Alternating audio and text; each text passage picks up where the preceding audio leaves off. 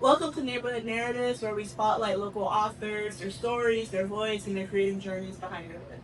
Today, we're excited to be joined by Fernando Lennon, author of Perseverance Over Pain, or Survivor Story, an autobiography about his experience growing up in South Florida, growing up from the streets of Miami, and his journey toward becoming a successful mentor, teacher, and father. Thank you for joining us today. Thank you, man. So this book was deeply vulnerable. Toward the book, you reflect on being surprised by how moved people are when they hear your story. So what gave you the courage to open up more fully about your story and what led you here? And what ultimately led you to write the book? Well, when I realized that there were a lot of people that had similar struggles, they may not be the same, but I learned that in this life, everyone struggles with something.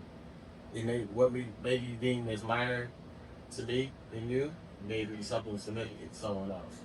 So therefore, I just wanted to give people the courage to speak their truth and to know that no matter what you go through in life, you can overcome those battles and those trials and tribulations and become something great.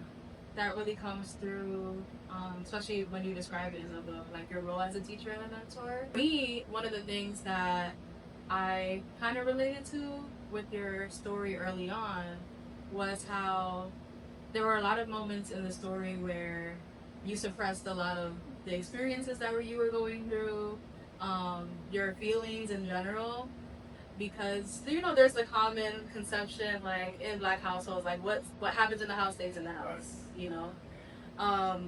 So do you ever find yourself like wishing that who you are today as a teacher, as a mentor, you know, was there for you when you were younger to help you kind of express more of what you were going through or those emotions?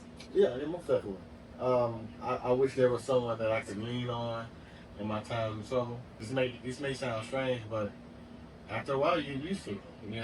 I got used to or accustomed to no one being there. My father, the shell of my father was there, but due to the addiction issue that we had, he wasn't the same person. And so, I wish there was someone that I could confide in at that time, but, growing up in Miami, when you expose everything that you're going through, you may be deemed as weak or less than. So that's why it's the first. That's why you help it. Can you more broadly speak to the importance of having mentorship programs or people that step in as mentors, especially for young Black boys? I mean, the importance of having a mentor or mentorship around, especially for our youth, is being able to have that outlet. To have that person or those people available to just get things off the chest. Oftentimes, what I've noticed and what I've learned from a lot of the kids that I deal with or have dealt with throughout the years, they don't want solutions to their problems. They don't want opinions. As a matter of fact, many kids, they just want to let you know, hey, listen, this is what I'm going through. So when I lash out or if I act out, I'm not going to make an excuse, but this is the reason why I'm acting out. And this is what I got from a lot of the kids that I've dealt with over the years. They just want people that are listening. And to the parents out there, definitely listen to your kids. Don't disregard how they feel or what they have to say, because at the end of the day, everybody's thought process is valid. Everybody's opinions on life are valid, because everybody internalizes their experiences different. Yeah, I think even as adults, I know, sometimes you give a friend advice and they're not trying to hear anything. And every time they come into you, to a point you just don't have to be like, yeah, like they just want that outlet to vent or to get their emotions and experiences out there. So, of course, for kids, it's going to be the same, Yeah. Now, don't get me wrong. There are some kids that want solutions, that want potential solutions, and they want it instantaneously. Some don't know what they need. They just want to vent, And then if you give them advice and it sounds like it's sound advice, they'll go with it. But if it sounds like BS, some of you will tell you. That's you know what I mean? So, and then a lot of kids have learned to be pessimistic. So they'll listen and then they'll squint their eyes at you like, I don't think that's gonna work because X, Y, and Z.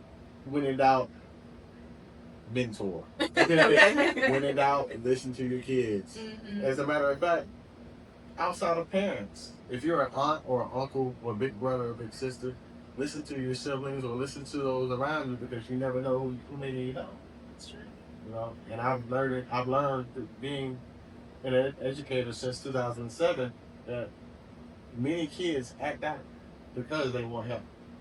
I do have another question, but before I get to that question, for those kids who just want to talk and have an outlet, do you find that they find somehow reach the solution, a resolution, or is it they're still engaging the same, like maybe destructive behavior?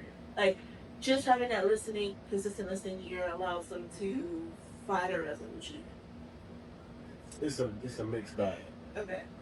Some kids are able to come to their own resolution based off of their own experiences and being cognizant of the words that you use to inspire them, or and you attempt to inspire them. Some kids you'll never know until they become adults, and they'll come back in a full circle moment and tell you, "Hey, listen, because you told me X, Y, and Z, I was able to accomplish this." Or you have kids on the opposite end of the spectrum that tell you, "Hey, this, I ended up going through all of this. If only I would listen." You know, so I get a chance, or I receive the chance to see it on both ends. You know, I've had a few situations where I've given advice to kids and they were able to be successful, in their situation. But I've also given some advice and the kids didn't take it, and they ended up in dire situations, which led to either prison, jail, or death. So I've seen a lot. Seen a lot. You saying that brings to mind a good point that for anybody who wants to be a mentor in any way, that they need to come in the mindset that it's not going to be instant gratification. Right. Like, if you're in it, you're hoping to make some impact. You may never see it, they never come back to you, but maybe the impact is still felt by the person you're lecturing, the mentee. But that's a good point, that it's not, instantly their life changed because of your presence. You might not see it, so that's a good point. And for the mentors out there, if you're new to mentoring, you're not going to see progress instantaneously. It's going to happen over time. You may not even see the progress, but when you put the best foot forward, what you put in the atmosphere, it will develop and flourish into something positive. I can almost guarantee it. All right, not in every particular situation and circumstance, but for the most part, it'll be worthwhile. And it helps with the healing process. If you ever went through anything personally, it helps you heal as well. That's a little cheat code. Yeah, because I'm sure you see yourself reflected in a lot of the students and mentees that you come across as well. So that kind of, creates those full circle moments that we experience as we get older in life too. So yeah, I like that. I don't know. Throughout your book, you reference specific places, music, and moments like Freak Night, which really captures a particular era in South Florida. So when you look back at these moments, what feels most different about the culture today? And how do you think these changes would impact a young person growing up in a situation today? The culture today is very different. Back in that time period, we didn't have the abundance of technology like they have nowadays. So we had to be very personal. We had to be engaging. You say the kids aren't personable now? Not as much, because when you see most kids and a lot of families as a whole, they're all on their phones or their smart devices, and it's almost like a zombie apocalypse where everyone's on the same thing, everyone's disengaged with reality, just focused on what is taking place on social media. And that's a huge problem. And as a matter of fact, a lot of people are utilizing social media to cope with their day-to-day struggles. They're disconnecting at the wrong time. A lot of people are being caught, and of course not my job, probably not our jobs, but a lot of people are disconnecting when they're in that place of employment. I went to McDonald's not too long ago, and I wanted to get a McFlurry. I don't like it. I was having a quick game, you know, and somebody behind the counter that was supposed to be working was on their cell phone. And they were trying to hide it, but you can see this big pink cell phone obviously from, you know, where you're standing over the counter. Mm-hmm. So I'm looking at it. They look at me, and then they gave me this. That Gen Z stare. Yeah, the Gen Z stare. Like, why are you looking at me? And I'm like, They did not ask that. you know, They didn't ask it, but the no, they asked. Oh, they Yeah, asked. I don't understand. I'm like, no, you caught me off guard because, you know, I'm waiting on my McFlurry. And I know the ice cream machine working today. And you on your phone. Well, that's my personal business. I'm like, yes, that's true. You're at work. Yeah. So I saw the neck swivel and everything. I was like, you know what? I apologize for invading your privacy. Man, having a third, please. Oh, I forgot. Yeah, in the back of my mind, I'm like, yeah, you forgot because you zoned out on the cell phone. Probably on TikTok and Instagram, smoking. But I mean, if it was paying good, they may not zone out. But that's something.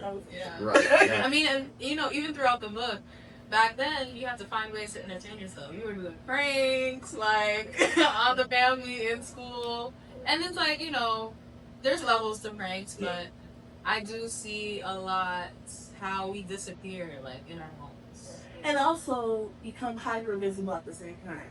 So what y'all was doing back then with the freak dance, like we whatever, can't they have still something doing it now, yeah. but they may just do it for social media. Mm-hmm. Yeah. So as everything's curated, and you know you can't hide your secrets or what have you, or your secrets. I don't know. Or people don't feel comfortable fully being expressive because the odds of somebody else pulling out their phone to record them is pretty high. It's actually so wild that people can just be themselves, living their lives on the street, looking at somebody, and someone's filming you and posting you because your shirt was untucked, or and your underwear is sticking out, and they clowning you on social media, and you don't even know, and you maybe scroll. So it's just like we're invading a lot of people's privacy. Right. In general, with social media. How do you feel like someone going through a similar situation that you went through back then? How do you feel like with the changes that happen today, would their experience be different today? Some of them. The parts that wouldn't be different are the feelings of isolation, the feelings that of not being able to reach out and speak to anyone about your problems because you don't want to feel judged. Just like when you mentioned about having an invasion of privacy, people recording. I can't imagine going through what I went through then, now, because if someone was to see me that was close to my age out and about on the street, instead of calling for help or even asking me if I needed help, they would be more prone to taking out their cell phones and shooting content for their social media pages. Oh, look at such and such. Man, he walking from here to there. Can y'all believe it? You gotta help him. Right. Meanwhile, you right there. But at the same time, and this is another reason why I came out of law book, culturally, we're not, I don't want to say programmed, but we're not accustomed to reaching out and helping our fellow brother or sister. We're accustomed to talking about it with other family members or our friends or other people that are not even significant when it come down to that person's problem. We'll talk about it, but we're not really being about it. You know what I mean? But if somebody was to disrespect us now, we're 10 toes down ready to fight. But we see someone struggling that we could potentially help. A lot of us, not all of us, a lot of us are not prone to reaching out, you know, a lending hand to say, hey, I got you, you know? And that's one of my biggest messages because I went through a lot in my life and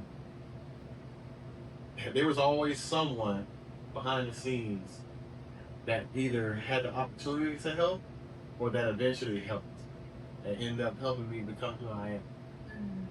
And if no one ever stepped up, I would have been dead or in jail because of the path that I could have saw that I saw myself heading down at a certain point in my life. Because at some point, at a couple of points in my story, I wanted to give up, and I didn't. I can't be pushing, I can't find it. But you know, eventually my uncle came and he saved me, and that set me on a positive course. Because if it wasn't for that, oh yeah, I would have been sentenced. On top of like the influence that your uncle had at that point of your life, because he was a teacher. Yes, he's still a teacher. He's still a teacher. Oh, I love that. Yeah. And he was also big on sports, something that y'all like related. He was the volleyball coach, which in the story you're like hesitant, right? But I think at least for your high school years, sports played like a huge role in allowing you to like develop that confidence, express yourself, Sport discipline. Right. Why extracurriculars in general, sports, music, create, it's so important for kids. They have an outlet, especially if at home they don't, it's tough. You got something to look forward to, and especially with young black men or just young boys in general. Middle school age is that very pivotal period where you're hitting puberty, and then a lot of times I hear from other teachers that time period is where they have to get them because it can shift. Or do you use it? So, I thought the same thing as well. Okay. But I've noticed that there were many kids that I taught that were one way in middle school, and then when they got to high school, it was just from 360. And I believe that academically, you're correct.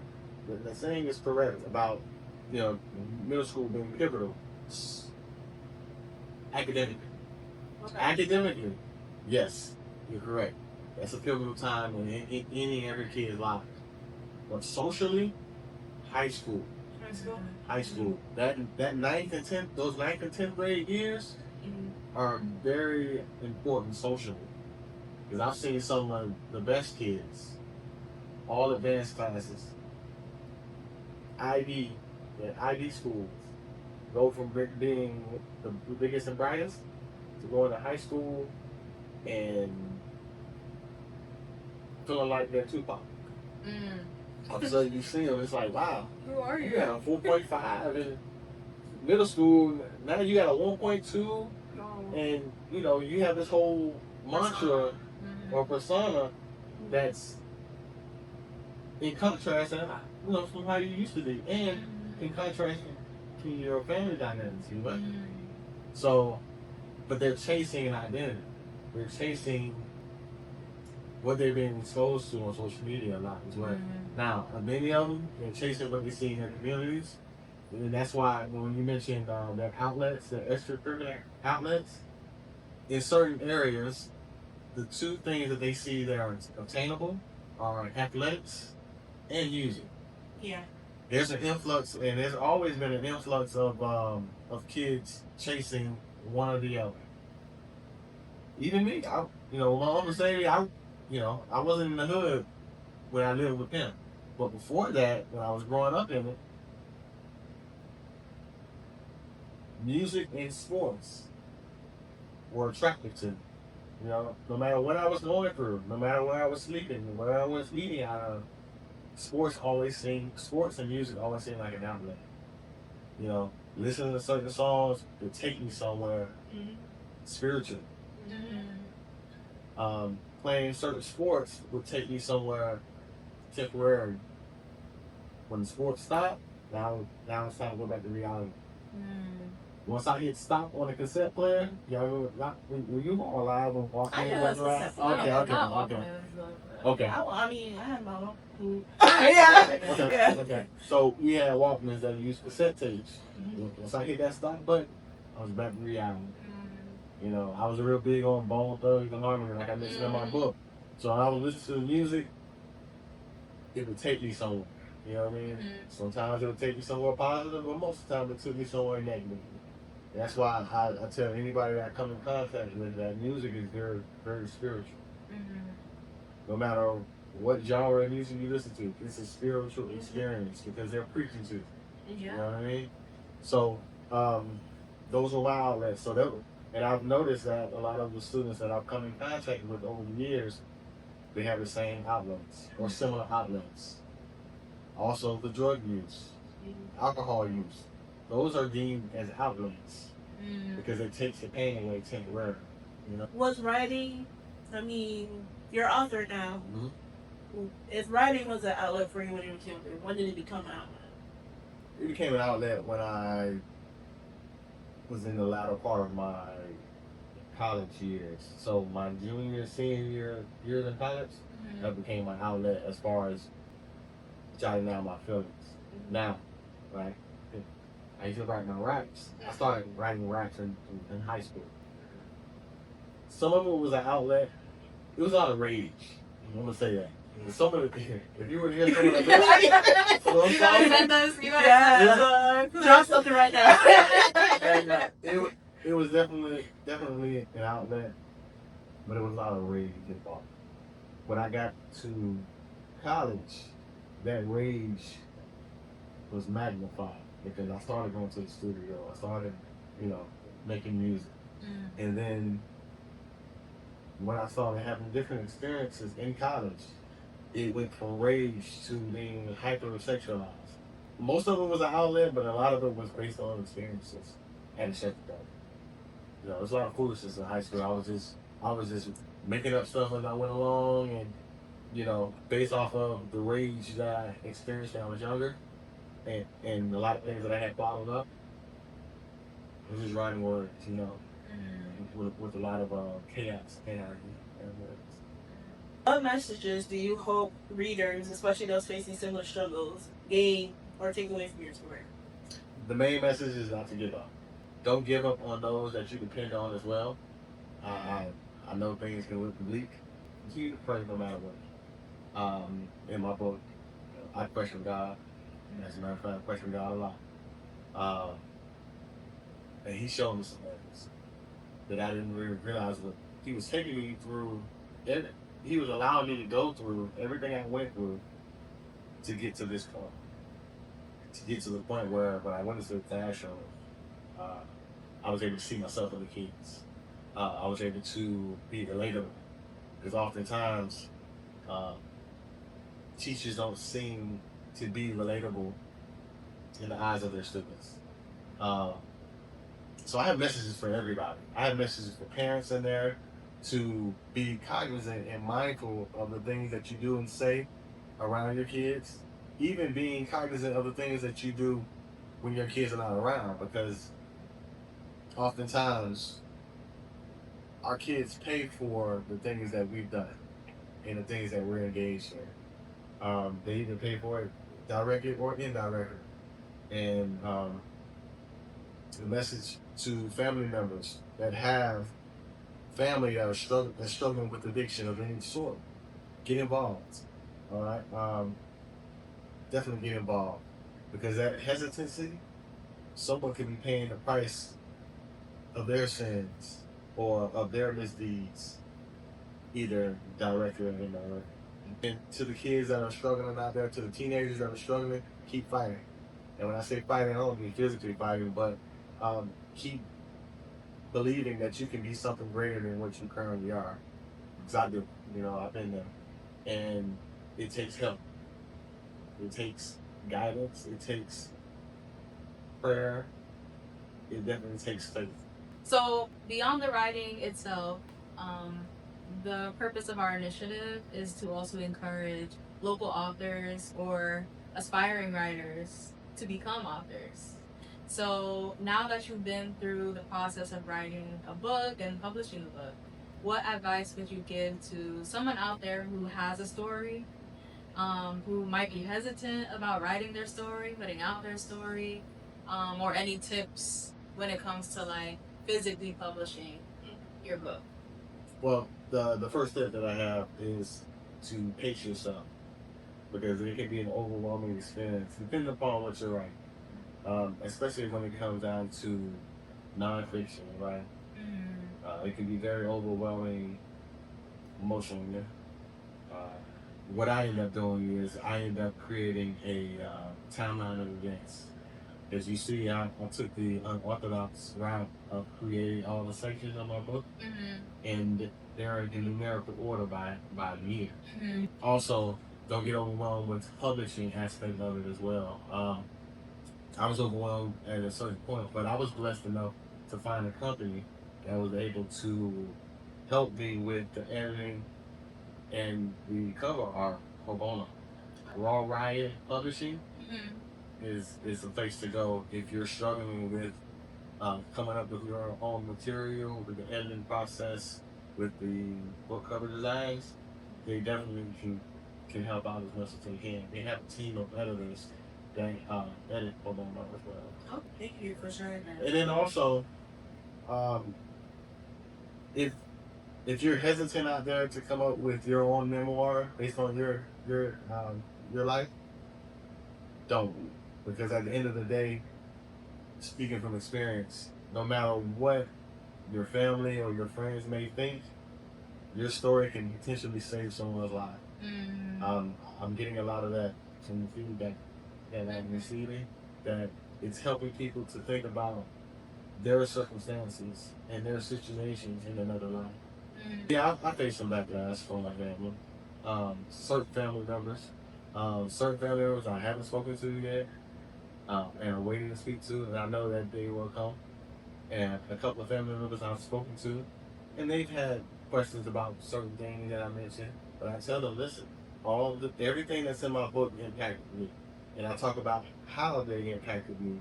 So therefore, if you feel some type of way about what I put in there, so be it.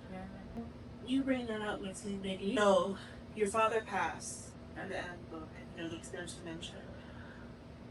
Now, where you are now as a father, you have kids, you're married. What is your relationship with the remaining member and your mother?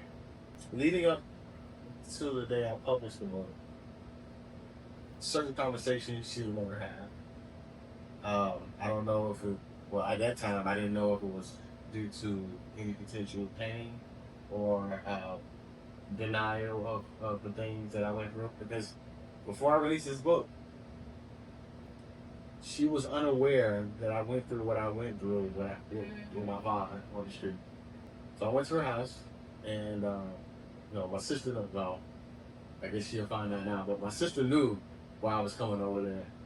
But, when I sat in the living room, I told mom, hey, all right, so mom, this book that I'm writing. She was like, yeah. I was like, well, there's a lot of things in there that you're not aware of, and I'm going to tell you about most of them. Now, normally my mother would avoid having this, conversation, but for some reason, I don't know if it was, getting older, she just sat back and listened.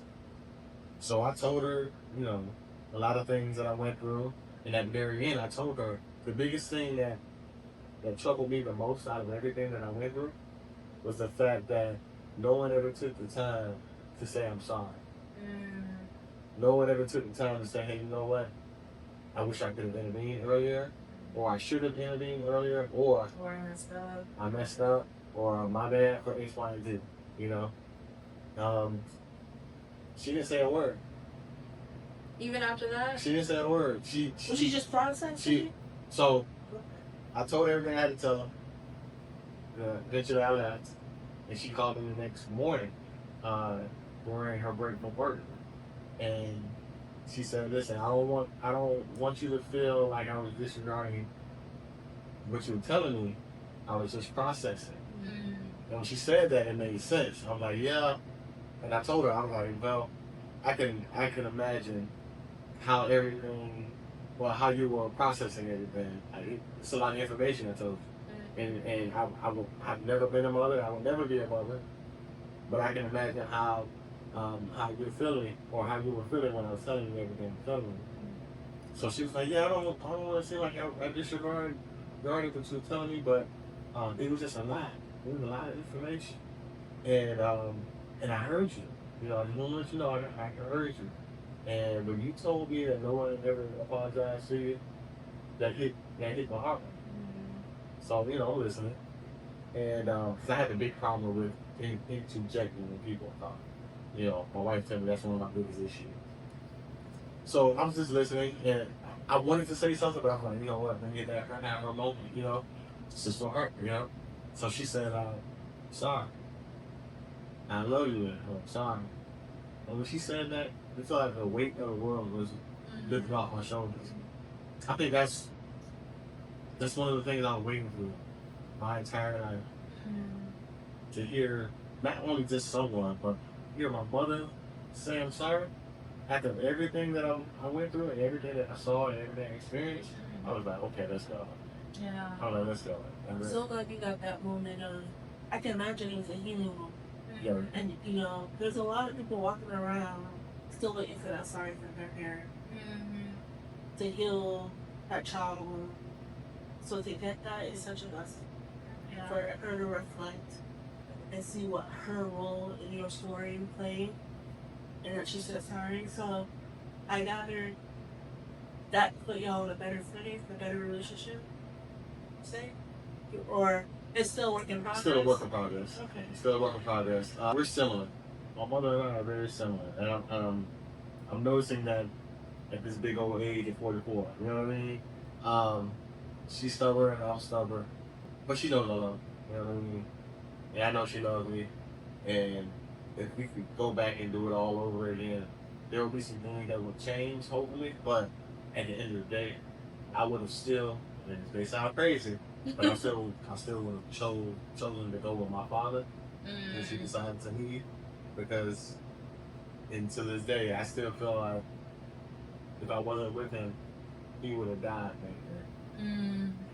Y'all need to read the book. I was gonna say Y'all need to definitely read the book. But I think the final question for me would be more so also kind of reflecting on where you are now, especially in terms of, you know, your career, the business that you have. If you can tell us more about, you know, your business and how people can receive services from you, to hear more of your story. And if you have a website to access the book, let the people know. Oh, well, I'm currently a resource teacher with Palm Beach County School District. My business that I started is FL Motivational Services. Basically, public speaking, mentorship, personal development. And I feel that all my experiences that I went through, even in college, outside of college, and professional world, as well as my experiences growing up in the city of Miami, I'm able to provide valuable resources to those that may need it in order to help them become the best version of themselves they can be.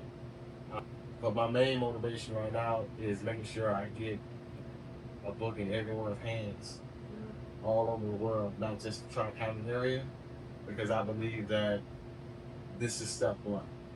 You know, my business, that's step two, but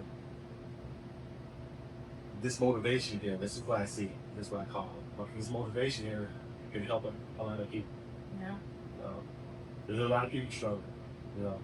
They may look great on the outside, and they turn themselves up based on the circumstances that we took before, you know.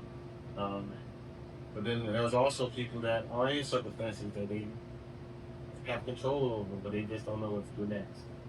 And I just want to help, you know. And I believe God took me through everything I went through in order to go out and help. And this is a message to anybody that's watching as well. Don't let finances stop you. Your purpose and your calling is your purpose and your calling. Do what needs to get done to do what you're led to do. All right? And the toughest thing for me was to even set a price for my book. My wife told me, listen, you're too nice. That's your biggest problem with business. You're too nice. If it was up to you, saying the same thing.